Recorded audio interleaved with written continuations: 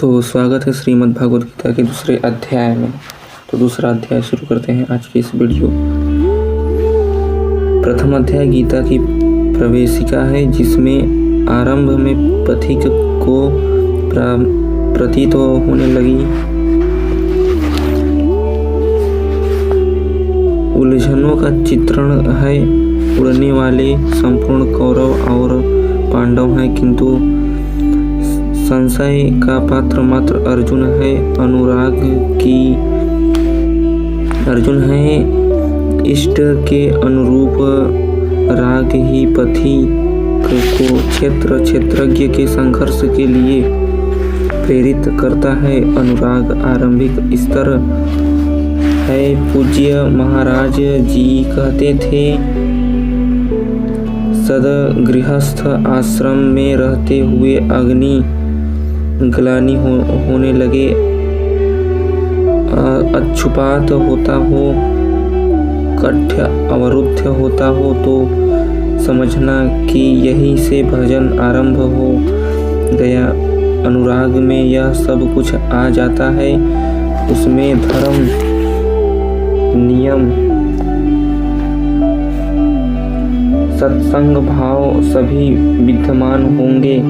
अनुराग के प्रथम चरण में पारिवारिक मोह बाधक बनता है। पहले मनुष्य चाहता है कि वह उस परम सत्य को प्राप्त कर ले, किंतु आगे बढ़ने पर वह देखता है कि इन मंदूर बंधों का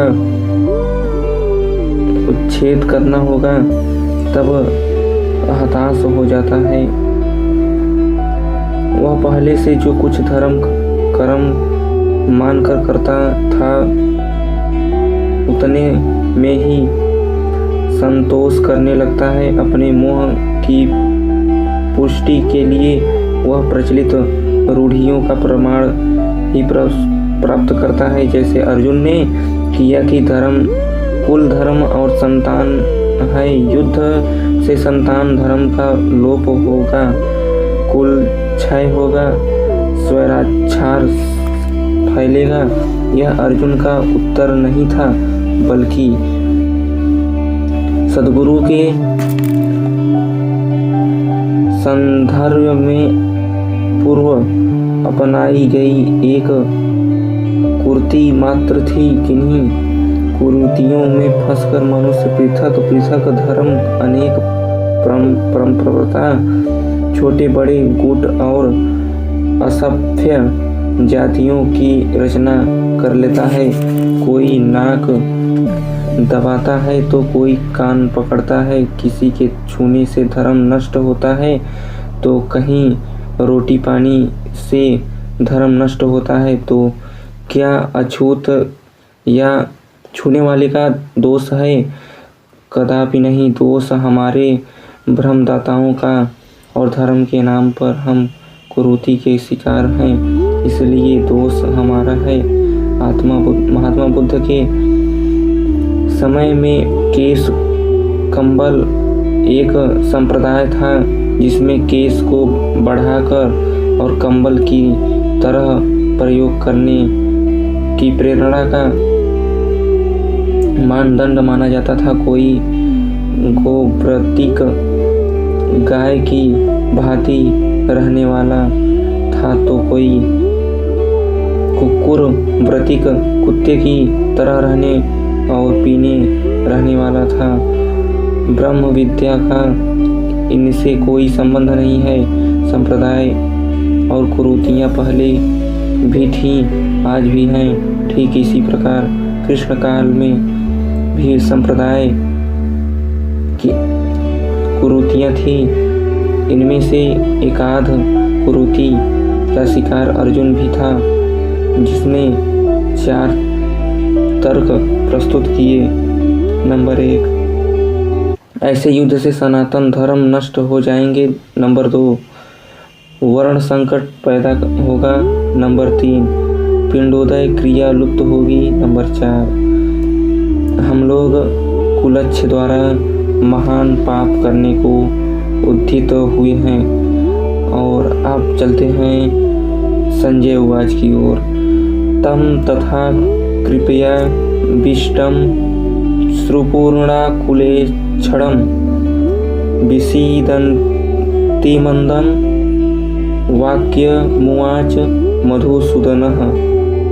संजय ने कहा, करुणा से व्याप्त, अश्रुपूर्ण, व्याकुल नेत्रों वाले उस अर्जुन के प्रति मधुसूदन मद का निविदान, मधुसूदन मन का विनाश करने वाले भगवान ने यह वचन कहा।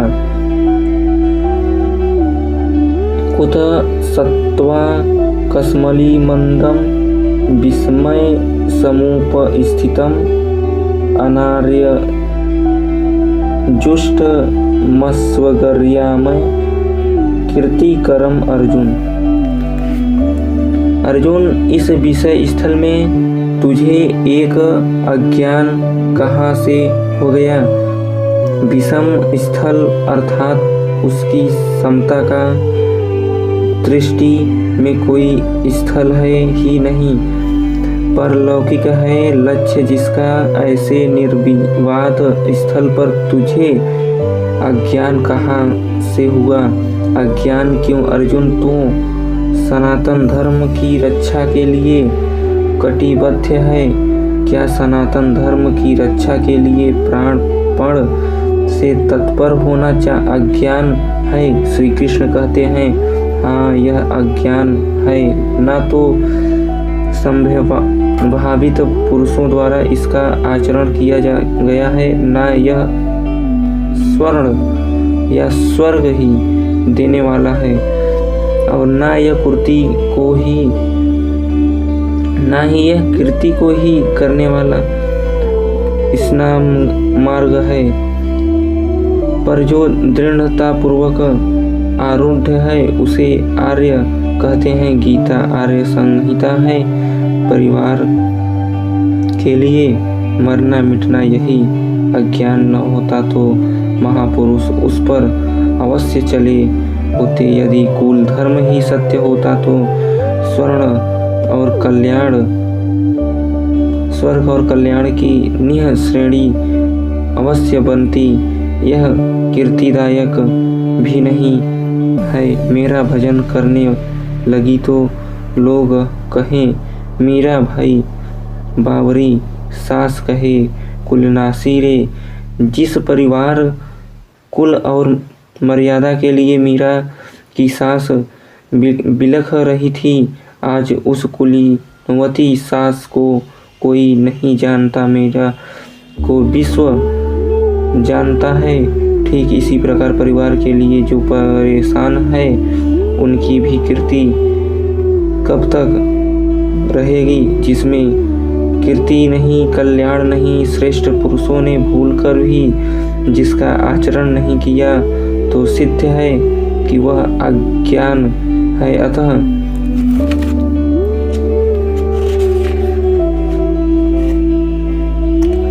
क्लेम्बं मा संगमः पार्थ नत्व्युपन्थ्यते क्षुद्रा हृदय दुर्बलयं तक्त्योदिष्ठ तरन्तप। अर्जुन, अनुपुंसकता को मत प्राप्त हो। क्या अर्जुन नपुंसक था? क्या आप पुरुष हैं? नपुंसक वह है जो पुरुष से हीन हो। सब अपनी समझ से पुरुषार्थ ही तो करते हैं। किसान रात दिन खून पसीना एक करके खेत में पुरुषार्थ ही तो करता है। कोई व्यापार में पुरुषार्थ समझता है तो कोई पद का दुरुपयोग करके पुरुषार्थी बनता है। जीवन भर पुरुषार्थ करने पर भी खाली हाथ जाना पड़ता है। स्पष्ट है कि यह पुरुषार्थ नहीं, शुद्ध पुरुषार्थ है। आत्मदर्शन मार्गी और गार्गी ने आज्ञावल्क्यम से कहा, अनुपसंकम पुमान गेयो यो न वित्ति हृति स्थितं पुरुषं स्वप्रकाशं सतानंदा तमानव्यव्यम अव्यम। वह पुरुष होते हुए भी नपुंसक है जो हृदय स्थल आत्मा को नहीं पहचानता। वह आत्मा ही पुरुष स्वरूप स्वप्रकाश उत्तम आनंद व्यक्त है। उसे पाने का प्रयास ही पुरुष है। अर्जुन, तू नपुंसकता को न प्राप्त हो यह तेरे योग्य नहीं। हे परम तप हृदय की क्षुद्र दुर्बलता को त्याग कर युद्ध के लिए खड़ा हो। आसक्ति का त्याग करो। यह हृदय की दुर्बलता मात्र है। इस पर अर्जुन ने तीसरा प्रश्न प्रस्तुत किया। कथम विस्महं सख्यै द्रोणं च मधुसूदनं इषुभिः प्रति योत्स्यामि पूजार्यः वरिसूदन। अहंकार का सामन करने वाले मधुसूदन, मैं रणभूमि में पितामह भीष्म और आचार्य द्रोण से किस प्रकार बाणों से युद्ध करूंगा, क्योंकि अरिसूदन वे दोनों ही पूजनीय हैं। द्वैत ही द्रोण है, प्रभु अलग हैं, हम अलग हैं। द्वैत का यह भान ही प्राप्ति की प्रेरणा का आरंभिक स्रोत है। यही द्रोणाचार्य का गुरु तत्व है। भ्रम ही भीष्म है, और जब तक भ्रम है तभी तक बच्चे, परिवार और रिश्तेदार सभी अपने लगते हैं। अपना लगने में भ्रम ही माध्यम है। आत्मा इन्हीं को पूज्य मानकर उनके साथ रहता है कि यह पिता हैं, दादा हैं, कुलगुरु हैं इत्यादि साधन है। पूर्तिकाल में गुरु न चेला, पुरुष अकेला, न बंधुर्धन मंत्रम, न बंधुर्न मित्रम, गुरुन्वे शिष्य चिदानंद रूपम, शिवो गुरुहम। जब चित्त उस परम आनंद में विलीन हो जाता है तब न गुरु ज्ञानदाता और न शिष्य ग्रहण करता ही रह जाता। यही परम की स्थिति है। गुरु का गुरुतत्व प्राप्त करने पर गुरुतत्व एक जैसा हो जाता है। श्री कृष्ण कहते हैं, अर्जुन तुझ में निवास करेगा। जैसे कृष्ण वैसा ही अर्जुन, और ठीक वैसा ही प्राप्ति वाला महापुरुष हो जाता है। ऐसी अवस्था में गुरु का भी विलय हो जाता है। गुरु तत्व हृदय में प्रवाहित हो जाता है। अर्जुन गुरु पद को ढाल बनाकर इस संघर्ष की प्रवृत्ति होने से कतरना चाहता है। वह कहता है, गुरुन हत्या ही महानुभावनम श्रेयो भूतो भोक्षम्पि लोके हत्वार्थ कामास्तु गुरुनिह भूया भुगानरु धीरम प्रधिगाधन।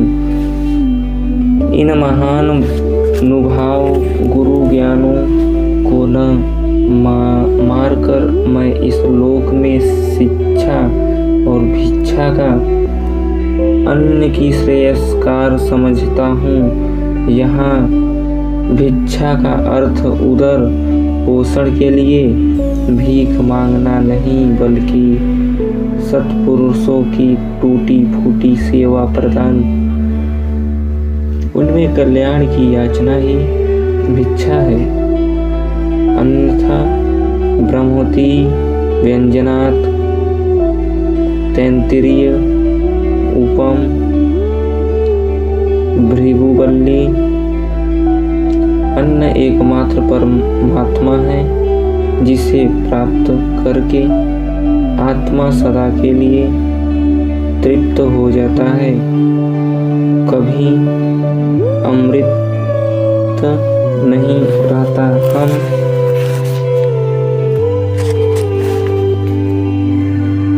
महापुरुष की सेवा और याचना द्वारा सनव सनव ब्रह्म पीयूषी प्राप्त करें, किंतु यह परिवार न छूटे, यही अर्जुन की भिक्षात्र की कामना है। संसार में अधिकांश लोग ऐसा ही करते हैं। वे चाहते हैं कि पारिवारिक स्नेह संबंध न मारना पड़े और मुक्ति भी सनैव स्नेह मिल जाए, किंतु चलने वाले पथिक के लिए जिसके संस्कार इनसे ऊपर हैं, जिसमें संघर्ष की क्षमता है, स्वभाव में क्षत्रियता प्रवाहित है, इसके लिए यह भिक्षात्र का विधान नहीं, स्वयं न करके याचना करता भिक्षात्र है। गौतम बुद्ध ने भी समस्त निकाय में धम्मदाया सुत्त में इस भिक्षात्र को आमीष दायदा कहकर है माना है, जबकि शरीयापन से सभी शिष्य थे। इन गुरुजनों को मारकर मिलेगा क्या? इस लोक में रुधिर से सुने अर्थ का काम के भोग ही तो भोगने को मिलेंगे। अर्जुन कदाचित सोचता था कि भजन में भौतिक सुखों में मात्रा में अभिवृद्धि होगी। इतना संघर्ष झेलने के बाद भी इस शरीर के पोषक अर्थ और काम के भोग ही तो मिलेंगे। वह पुनः तर्क देता है। अगला तर्क नेक्स्ट वीडियो में मिलते हैं, नेक्स्ट वीडियो में। तब तक के लिए आप हमारे चैनल को सब्सक्राइब करें, वीडियो को लाइक करें।